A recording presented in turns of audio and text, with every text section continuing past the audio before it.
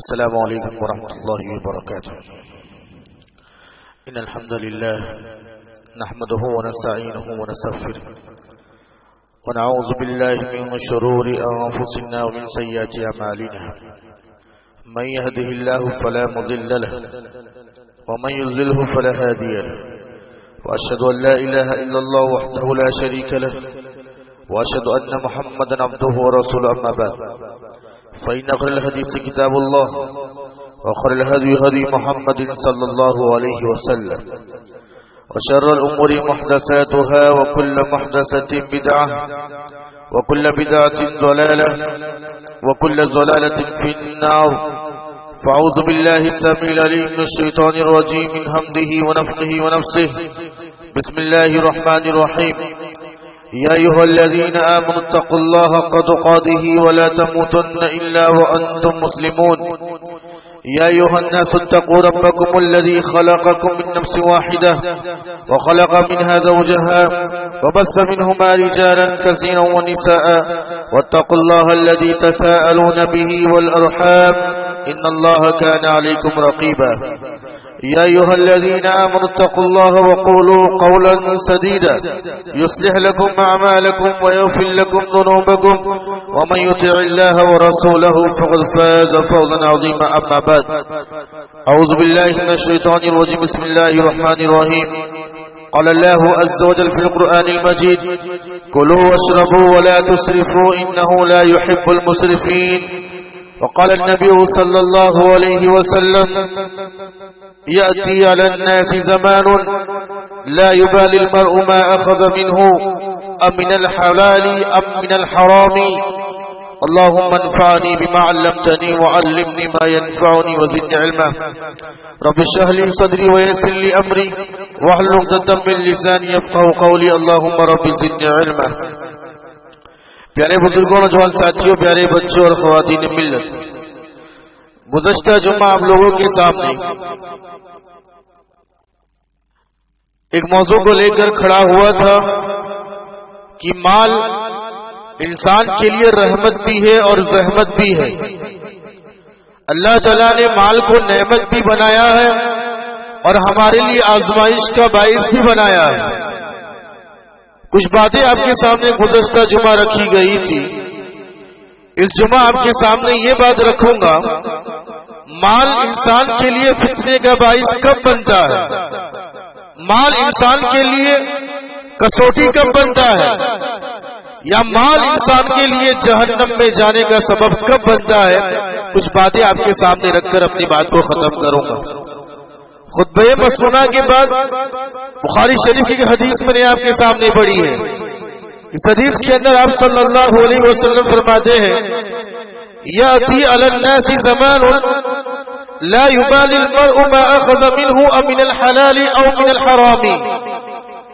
دیکھیے، جب انسان مال کو سمجھنا شروع کرتا ہے اور یہ خیال نہیں کرتا کہ یہ حلال سے آ رہا ہے یا حرام مال سے آ رہا ہے، جب اس کی تمیز ختم ہو جاتی ہے تو یہ مال اس کے لیے فتنے کا باعث بنتا ہے. انسان کو چاہیے وہ جو کمانے بیٹھا ہے، جو کمانے جا رہا ہے، کیا وہ حلال کی روزی ہے یا حرام کی روزی ہے؟ حلال کی روزی آپ کو جنت میں لے کر جائے گی اور حرام کی روزی آپ کو جہنم میں لے کر جائے گی. بہت ضروری ہے میرے بھائی. اسی لیے اب صلی اللہ علیہ وسلم کا آدیش ہے، فرمان ہے، اللہ کے رسول نے پہلے ہی فرما دیا تھا لا یأتی علی الناس زمان. ایک زمانہ آنے والا ہے، ایک زمانہ بعد میں آئے گا. یا آپ صلی اللہ علیہ وسلم نے فرمایا لا یبالی المرء ما اخذ منہ. وہ پرواہ نہیں کرے گا مال کہاں سے سمجھنا ہے، کیسے سمجھنا ہے، حرام سے آ رہا ہے یا حلال سے آ رہا ہے، اسے پرواہ نہیں ہوگی. بس مال کو سمجھنا ہے، مال کو سمجھنا ہے. یا آپ صلی اللہ علیہ وسلم نے تنبیہ کی تھی ہمیں ایسا زمانہ آنے والا ہے، اور آپ بخوبی جانتے ہیں وہ زمانہ آ گیا ہے یا آ چکا ہے. بہت ضروری ہے میرے بھائی. اب صلی اللہ علیہ ہمیشہ میرے اور آپ کے ذہن میں یہ بات رہنی چاہیے، جب آنکھیں بند ہو جائیں گی، جب آپ اللہ تعالیٰ کے سامنے کھڑے ہو جائیں گے تو 5 سوالوں کے جوابات ہر ایک کو دینا ہے. مجھے بھی دینا ہے، آپ کو بھی دینا ہے. ایک قدم ہلنے والا نہیں. ایک قدم ہلنے والا نہیں جب تک یہ 5 سوالوں کے جوابات نہیں دو. ان میں سے ایک سوال یہ بھی ہوگا من این اکتسبہ، من این اکتسبہ، دنیا میں مال کہاں سے کمایا تھا. حساب دینا پڑے گا اللہ تعالیٰ کے سامنے. ہر انسان کو چاہیے وہ اپنی روزی کے بارے میں تلاش کرے، وچار کرے کہ میرا مال حلال کا ہے یا حرام کا ہے. اللہ تعالیٰ کے سامنے سوال و جواب دینا ہے. تو الغرض پہلا مدعا یہ ہوگا کہ جب انسان حلال اور حرام کی تمیز بھول جائے تو یہ مال اس کے لیے فتنے کا باعث بن جاتا ہے. نمبر 2 فضول خرچی. جب انسان حد سے زیادہ فضول خرچی کرتا ہے تو یہ مال اس کے لیے فتنے کا باعث بنتا ہے، ہلاکت کا باعث بنتا ہے. فضول خرچی میرے بھائی، قرآن مجید میں بھی اللہ تعالیٰ نے روکا ہے فضول خرچی کرنے سے، اور حدیثوں کے اندر بھی آپ صلی اللہ علیہ وسلم نے ہمیں روکا ہے فضول خرچی مت کرو، فضول خرچی مت کرو. فضول خرچی کہتے ہیں ضروریات کی چیز سے زیادہ خرید کے اپنے پاس رکھنا. ایک فون ہے دوسرا فون لا لینا، رہنے کے لیے ایک گھر ہے دوسرا تیار کر لینا. فضول خرچی کرنا، ادھر ادھر ہر اتوار کو جانا، ادھر جانا، ادھر گھومنے جانا، ادھر گھومنے جانا، فضول خرچی ہے. صاف طور پہ منع کیا گیا کلو واشربو ولا تسرفو. اللہ تعالیٰ نے صاف طور پہ فرما دیا ہے کھاؤ پیو اور زیادہ اسراف مت کرو، فضول خرچی مت کرو کہا. کھانے اور پینے کے بعد فرمایا گیا ہے. دیکھیے زیادہ اسراف اور زیادہ فضول خرچی کھانے پینے میں ہوتی ہے. کلو واشربو ولا تسرفو کہا گیا، کھاؤ پیو اور اسراف مت کرو، فضول خرچی مت کرو. انہ لا يحب المسرفین، اللہ تعالیٰ فضول خرچی کرنے والے کو پسند نہیں کرتا ہے. قرآن مجید کی آیت کریمہ ہے. اور اتنا ہی نہیں، یہ فضول خرچی کرنے والے یہ شیطان کے بھائی ہیں میرے بھائی. شیطان کے بھائی کہا گیا ہے. شادیوں میں دکھاوا کرنا، بناوٹیں کرنا اور فضول خرچی کرنا یہ شیطان کے بھائی کہا گیا ہے. شیطان کا راستہ ہے یہ. ان المبذرین کانوا اخوان الشیاطین. فضول خرچی کرنے والے شیطان کے بھائی شمار کیے گئے. لہذا ہر انسان کو بچنا چاہیے. ایک صحابی رسول اب صلی اللہ علیہ وسلم کے پاس آتے، اللہ کے نبی فقیر ہوں، میرے پاس کھانے پینے کے لیے کچھ بھی نہیں ہے، کنگال ہو چکا ہوں اللہ کے نبی، میرے پاس ایک بچہ ہے جو یتیم کی کفالت میں کرتا ہوں. یتیم بچہ ہے، ان کی وہ صحابی کفالت کر رہے تھے، ان کی پرورش میں بڑا ہو رہا تھا وہ بچہ، اس کے پاس مال تھا، اس یتیم بچے کے پاس مال تھا.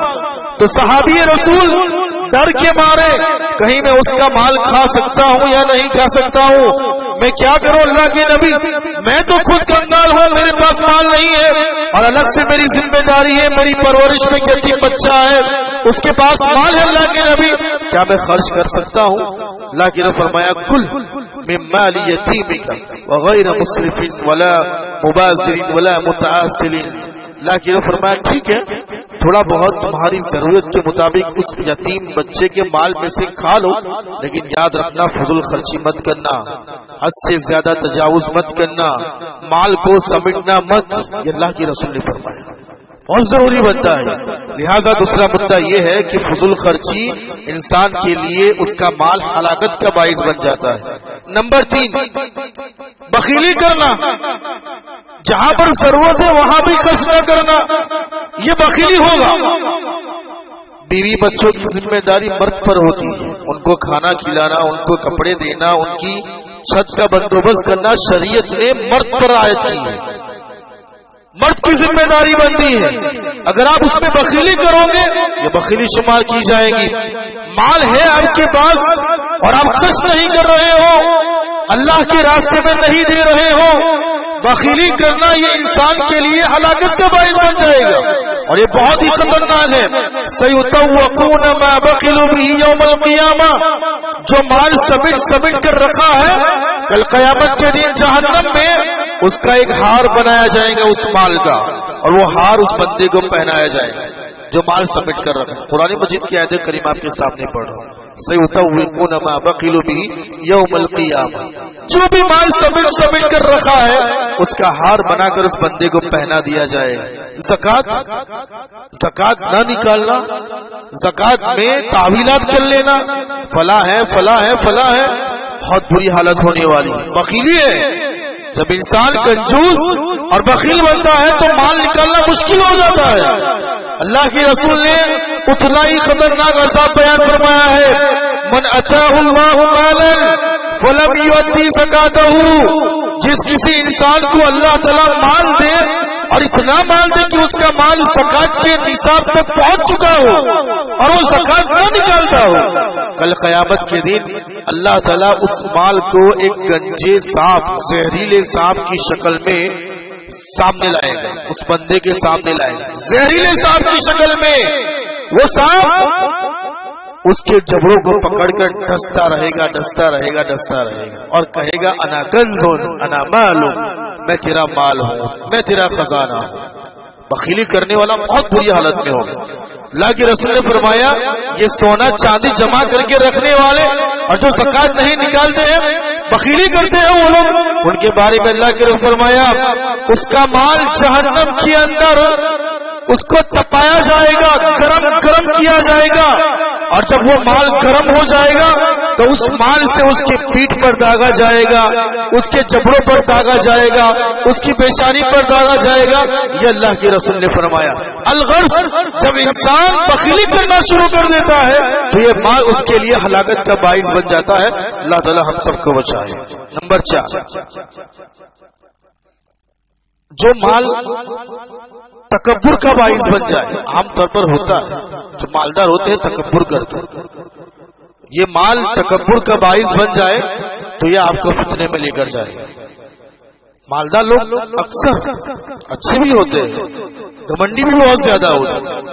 माल आने से इंसान जब तकब्बुर करने लगता है, समझो कि ये माल उसके लिए फितने का बाइस बन जाता है। कारून को अल्लाह ताला ने इतना माल दिया था, शायद कि उतना माल किसी को मिला हो। 40 लोग उसके खजानों की चाबियां लेकर घुमा करते थे, बहुत ठाट जिंदगी थी उसकी, कारून की। बहुत बड़ा मालदार था। उसकी मिसाल कुरान मजीद में दी गई है। अब सोच लो कितना बड़ा मालदार होगा। जब फंक्शन के दिन या त्योहार के दिन वो निकलता है, उसको देखने वाले सब देखते हैं कि यार इतना माल दिया है, इतना जबरदस्त दिया है। सब लोग आह करते हैं, उनकी जबान से आह निकल जाती है, क्या बन के सवार हो गया है। कारून, जो नेक लोग होते हैं कारून को समझा दे, कारून तकब्बुर मत कर, ये अल्लाह की तौफीक से तुझे मिला है। अब कारून जो कि माल था और तकब्बुर आ गया था, वो जुमले, इस जुमले को अल्लाह ने कुरान मजीद में जिक्र किया है। ये माल अल्लाह की तौफीक से नहीं मिला है, मैंने अपनी मेहनत से कमाया है, ये तकब्बुराना जुमले उसको ले डूबे। अल्लाह ताला ने उसी जगह पर अल्लाह ताला ने जमीन को फाड़ दिया और उसको अंदर बिल्कुल उसके सामान के साथ अंदर दबो दिया, जमीन को बंद कर दिया, खत्म। जिसके पास माल आता है, अगर तकब्बुर आ गया उसको माल उसके लिए हलाकत का बायस बन जाएगा। नंबर 6, छठा मुद्दा, जब माल इंसान के लिए फितने का बायस का बनता है। देखिए, लोगों का हक छीनकर मालदार होना ये कोई मालदारी नहीं है। ये आपके लिए कल क़यामत के दिन जिसका भी हक आपने छीना होगा, विरासत का माल है ना, माल तकसीम बराबर से होना चाहिए, शरीयत के मुताबिक होना चाहिए। अगर ये माल आपने शरीयत के मुताबिक नहीं किया है, जर्रा बराबर भी किसी का हक छीना है, समझ लो ये माल आपके लिए हलाकत का बाइस बनेगा।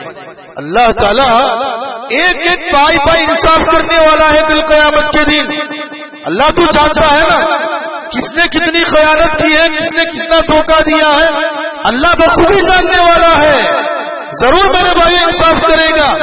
इसका माल तूने लिया था, इसका माल लिया था, इसका माल लिया था, इसका माल, आखिर में कुछ भी नहीं बचेगा। अब उस बंदे की नेकियां बचेगी, वो नेकियां भी उसको दी जाएगी, कुछ भी नहीं बचेगा।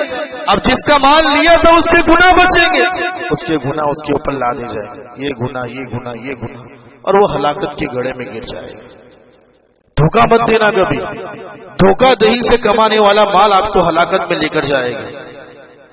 اللہ کے رسول فرمایا, زمین کی بات کر لیتے ہیں سماج میں, من اخذ شبرا من الارض ظلما, ظلم کرتے ہوئے اگر کسی نے ایک وید کے برابر زمین ہڑپ لی, فإنه يطوقه يوم القيامة من 7 أرضين, من 7 أرضين, 7 زمینوں کا توق ہار بنا کر, توق یعنی ہار بنا کر جہنم میں اس کے گلے میں ڈالا جائے گا. ایک وید کے برابر ظلم سے اگر ہڑپنی ہوگی زمین, 7 زمینوں کے برابر اس کا ہار بنا کر اللہ تعالیٰ اس کے گلے میں ڈالنے والا ہے. اللہ اکبر, بہت بھیانک ہونے والا ہے.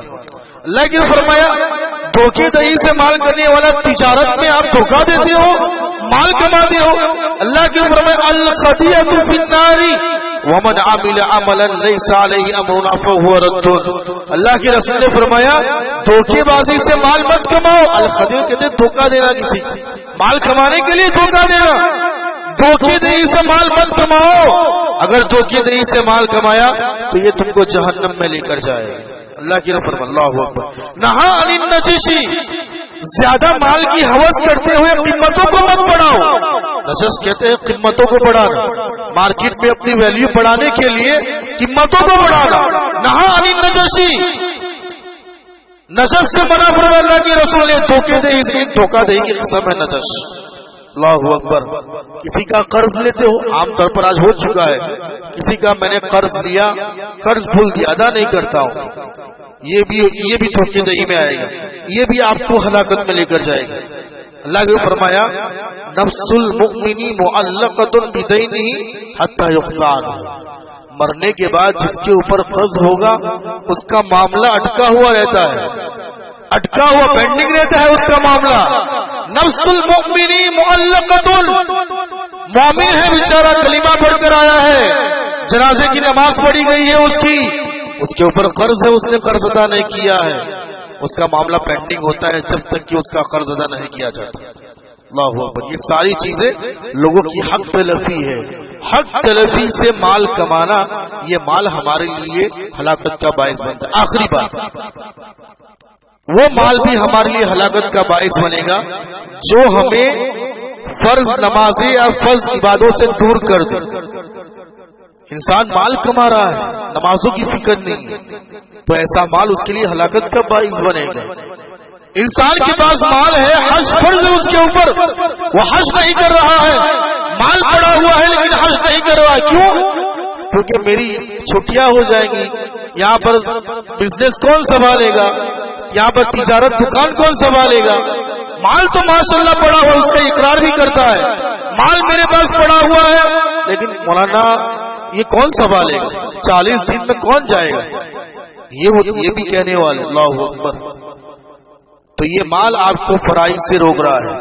فرائض سے روکنے والا مال آپ کے لیے ہلاکت